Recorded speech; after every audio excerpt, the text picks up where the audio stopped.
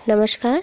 आज हम तृतीय वर्ष के ग्रामीण नगरीय समाजशास्त्र के अंतर्गत व्यवसाय के बारे में बात करेंगे। व्यवसाय समाज की एक महत्वपूर्ण संस्था है और व्यवसाय के माध्यम से ही मानव की आवश्यकताओं की पूर्ति होती है।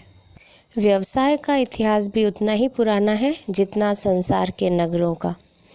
मानव सभ्यता के निर्माण में व्यवसाय का बहुत बड़ा योगदान रहा है। यह कहना उचित होगा कि विश्वव्यापी सभ्यता व्यवसाय की ही देन है। संसार के अनेक वर्गों, जातियों, प्रजातियों, धर्मों और भाषा के लोगों को एक दूसरे के निकट लाने में व्यवसाय ही सहायक रहा है। व्यवसाय एक व्यापक शब्द है। इससे उन सब क्रियाओं को सम्मिलित किया जाता है जिनका आधार वस्तुओं या सेवाओं का नियमित और निरंतर विक्रय, हस्तांतरण या विनिमय करके लाभ कमाना है। मनुष्य अपनी आवश्यकताओं की पूर्ति के लिए हमेशा आर्थिक तथा गैर आर्थिक कार्यों में लगा रहता है। व्यवसाय का अर्थ समाज एवं परिस्थितियों के अनुसार परिवर्तित होता रहा है। व्यवसाय को मुख्य रूप से 3 अर्थों में समझा जा सकता है। सामान्य अर्थ में वस्तुओं के क्रय विक्रय द्वारा लाभ प्राप्त करने को ही व्यवसाय माना जाता है। यह प्राचीन अर्थ है। इसमें केवल व्यापारिक क्रियाएं ही व्यवसाय के रूप में स्वीकार की जाती हैं। व्यापक अर्थ में उत्पादन तथा वितरण से धन कमाने की क्रियाओं और उनकी सहायक सेवाओं जैसे यातायात, बीमा, बैंकिंग, वित्त, विज्ञापन, संदेश वाहन आदि को व्यवसाय माना जाता है। यह व्यवसाय का व्यापक अर्थ है।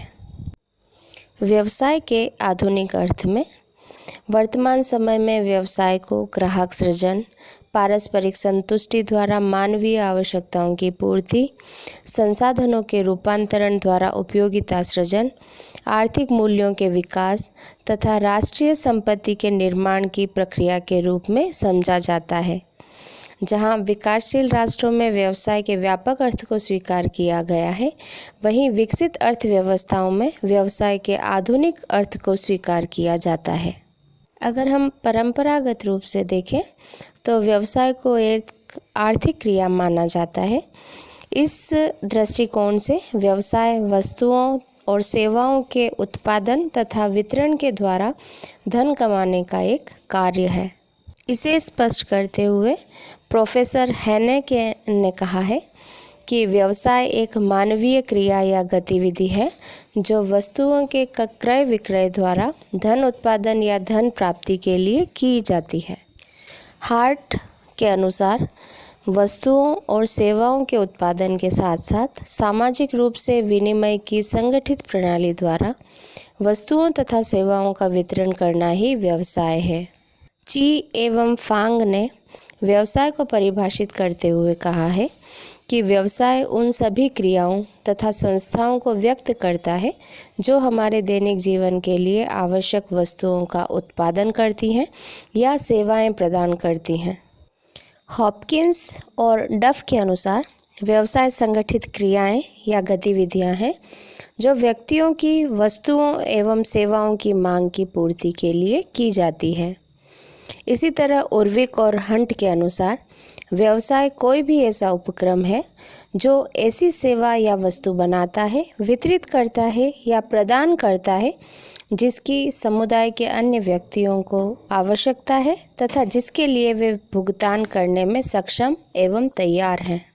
आधुनिक समय में व्यवसाय को मानवीय कल्याण और राष्ट्रीय हितों की पूर्ति संबंधी प्रक्रिया और साधन के रूप में देखा जाता है। इस संबंध में बुशकिर्क और ग्रीन तथा रोजर्स ने लिखा है, व्यवसाय वह तंत्र या व्यवस्था है जिसकी रचना समाज की आवश्यकताओं और इच्छाओं की पूर्ति के लिए की जाती है। इस प्रकार व्यवसाय का अर्थ क्रियाओं या गतिविधियों के ऐसे पुंज या सेट से है जो आर्थिक भूमिका तथा साधारणतया आजीविका कमाने से संबंधित होता है। जैसे व्यापार या व्यवसाय। व्यवसाय एक सामाजिक भूमिका है जिसका निर्धारण एक समाज में सामान्य श्रम विभाजन द्वारा होता है। समाज में एक व्यक्ति के विशेषीकरण के रूप में यह व्यक्ति की प्रतिष्ठा, वर्ग स्थिति और जीवन की शैली को परिभाषित करने में एक मुख्य कारक है। इस प्रकार इन परिभाषाओं के आधार पर निष्कर्ष के रूप में हम यह कह सकते हैं कि व्यवसाय का अर्थ ऐसी आर्थिक सामाजिक क्रियाओं तथा संस्थाओं से है जिनके माध्यम से समाज के लिए उपयोगी या आवश्यक वस्तुओं तथा सेवाओं का उत्पादन और वितरण करके मानवीय आवश्यकताओं की पूर्ति की जाती है।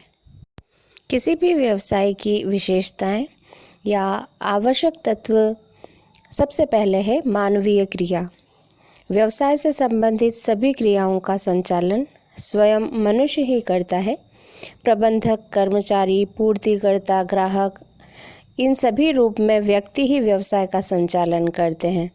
आवश्यकतानुसार व्यक्ति ही लोगों को सेवाएं प्रदान करते हैं। दूसरा विशेषता है व्यवसाय उत्पादक के साथ साथ एक निर्माणकारी क्रिया है, यानी यह एक सृजनात्मक क्रिया है। इसकी सहायता से समाज के लिए उपयोगी वस्तुओं का उत्पादन या निर्माण किया जाता है। व्यवसाय में उन सभी क्रियाओं को सम्मिलित किया जाता है जो धन उत्पत्ति के लिए की जाती हैं। व्यवसाय की तीसरी विशेषता है उत्पादन तथा वितरण। व्यवसाय में वस्तुओं या सेवाओं का उत्पादन और वितरण किया जाता है। उत्पादित माल का वितरण भी आवश्यक है। स्वयं के उपभोग के लिए वस्तुओं का उत्पादन करना व्यवसाय नहीं है। व्यवसाय के अंतर्गत विनिमय भी एक विशेषता है। व्यवसाय का यह एक महत्वपूर्ण तत्व है कि इसमें वस्तुओं या सेवाओं का विक्रय, हस्तांतरण या विनिमय आवश्यक रूप से किया जाता है। व्यवसाय में विनिमय मूल्य का होना भी एक आवश्यक तत्व है। व्यवसाय में जिन मूल्यों तथा सेवाओं का उत्पादन तथा वितरण किया जाता है उनमें विनिमय मूल्य का होना अनिवार्य है। व्यवसाय के अंतर्गत वस्तुओं, सेवाओं तथा मुद्रा में लेन देन आवश्यक है। व्यवसाय के अंतर्गत वस्तुओं, सेवाओं या मुद्रा का आदान प्रदान किया जाता है। व्यावसायिक सेवाओं में बैंक, बीमा, संचार, परिवहन, होटल, मनोरंजन, पानी, गैस तथा अन्य निजी सेवाएं शामिल की जाती हैं। इसी के साथ प्रत्येक व्यवसाय या धंधा लाभ प्राप्ति की प्रेरणा से ही किया जाता है। वास्तव में लाभ ही व्यवसाय की प्रबल प्रेरक शक्ति है। किसी भी व्यवसाय में पारस्परिक संतुष्टि भी एक आवश्यक तत्व है। यह एक प्रमुख विशेषता है कि वह दोनों पक्षों के लिए लाभकारी और साथ ही संतुष्टि प्रदान करने वाली होनी चाहिए। व्यवसाय के अंतर्गत जोखिम या रिस्क भी एक आवश्यक तत्व या विशेषता है। व्यवसाय के भावी परिस्थितियों पर आधारित होने के कारण उसमें कई प्रकार की अनिश्चितताएं और जोखिम बनी रहती हैं। व्यवसाय में जोखिम तो उठानी ही पड़ती है। कृषि कार्य में भी कई तरह की जोखिम रहती हैं। भारत में तो कृषि को मानसून का जुआ ही माना जाता है। व्यवसाय के अंतर्गत उपयोगिता का सृजन भी किया जाता है, यानी कि उपयोगी वस्तुओं का निर्माण करके या वस्तुओं की उपयोगिता को बढ़ाकर समाज में उपयोगिता का सृजन किया जाता है। किसी भी व्यवसाय का उद्देश्य या विशेषताएं आवश्यकताओं की पूर्ति भी होता है। व्यवसाय से संबंधित सभी क्रियाओं का संचालन लोगों की आवश्यकताओं की पूर्ति के लिए किया जाता है। व्यवसाय के द्वारा ऐसी उपयोगी वस्तुओं का उत्पादन या सेवाओं का सृजन किया जाता है जो समाज के लोगों की आवश्यकताओं, इच्छाओं और आकांक्षाओं को पूरा करके उन्हें संतुष्टि प्रदान करती हैं। पूंजी भी व्यवसाय की एक प्रमुख आवश्यकता है। पूंजी के अलावा व्यवसाय में यंत्र, सामग्री, तकनीक और ज्ञान की भी आवश्यकता पड़ती है। व्यवसाय सामाजिक परिवर्तन का साधन भी है। व्यवसायों के आधार पर ही किसी समाज में धन, संपदा तथा खुशहाली लाई जा सकती है। ऐसा होने पर ही लोगों का जीवन स्तर उन्नत किया जा सकता है और लोगों को निर्धनता, निरक्षरता, अकर्मण्यता और भाग्यवादिता से छुटकारा दिलाया जा सकता है। ऐसा होने पर लोगों की परिस्थिति और भूमिका में भी अंतर आएगा और सामाजिक संरचना भी परिवर्तित होएगी। अब हम बात करें व्यवसायों का प्रकार या वर्गीकरण की, तो व्यवसायों की सामान्यतः 3 श्रेणियां बनाई गई हैं: प्राथमिक, द्वितीयक और तृतीय प्रकार के व्यवसाय। प्राथमिक व्यवसायों के अंतर्गत ऐसे व्यवसाय सम्मिलित किए जाते हैं जो कच्चे माल के उत्पादन से संबंधित होते हैं। इसके अंतर्गत कृषि, मछली पालन, शिकार, लकड़ी का काम तथा खनिज संबंधी कार्य सम्मिलित होते हैं। द्वितीयक प्रकार के व्यवसायों में ऐसे व्यवसाय हैं जो मनुष्य द्वारा निर्मित वस्तुओं तथा कच्चे माल से वस्तुएं निर्मित करने से संबंधित होती हैं। द्वितीयक व्यवसायों में उन सबको सम्मिलित किया जाता है जो किसी भी रूप में उत्पादन या निर्माण कार्य, भोजन संबंधी सामग्री निर्मित करने से तथा हस्तकला से संबंधित हैं। तृतीयक व्यवसायों के अंतर्गत ऐसे व्यवसाय आते हैं जो वस्तुओं के उत्पादन से संबंधित नहीं होकर सेवाएं प्रदान करने से संबंधित होते हैं। इन व्यवसायों में सरकार, प्रबंध, चिकित्सा, धर्म, परिवहन, संचार तथा व्यक्तिगत सेवाएं आदि सम्मिलित होती हैं। विभिन्न प्रकार के व्यवसाय इसी श्रेणी में आते हैं, जैसे बस चालक, नाई, वकील, अभिनेता, पुरोहित तथा समाचार पत्र संवाददाता आदि। समाजशास्त्री डॉक्टर G.S. गुर्ये ने अपनी पुस्तक कास्ट, क्लास एंड ऑक्यूपेशन में व्यवसाय और जाति के संबंधों को स्पष्ट किया है। परंपरागत जाति व्यवस्था में प्रत्येक जाति का एक निश्चित व्यवसाय होता था जिसे बदला नहीं जा सकता था, किंतु वर्तमान में जाति और व्यवसाय का संबंध टूटता जा रहा है। ग्रामीण क्षेत्रों में कुछ समय पूर्व तक जजमानी प्रथा पाई जाती थी, जिसमें कुछ सेवा प्रदान करने वाली जातियां अपने जजमानों को संस्कारात्मक अवसरों पर सेवाएं और आवश्यकता अनुसार वस्तुएं भी उपलब्ध कराती थी। वह व्यवस्था आज प्राय समाप्त हो चुकी है। अब सेवाओं और वस्तुओं के बदले नकद भुगतान किया जाता है। गांवों और जनजातीय क्षेत्रों में लोगों का मुख्य व्यवसाय कृषि है। गांवों में अधिकांश लोग प्रत्यक्ष या अप्रत्यक्ष रूप से कृषि से जुड़े हुए हैं। लोग या तो अपने स्वयं के खेतों में काम करते हैं या अन्य के खेतों में कृषि मजदूरों के रूप में कार्य करते हैं। यही बात जनजातीय लोगों के लिए भी काफ़ी कुछ मात्रा में सही है। शिक्षा की कमी और आर्थिक पिछड़ेपन के कारण उनके परंपरागत व्यवसाय उनसे छिनते जा रहे हैं।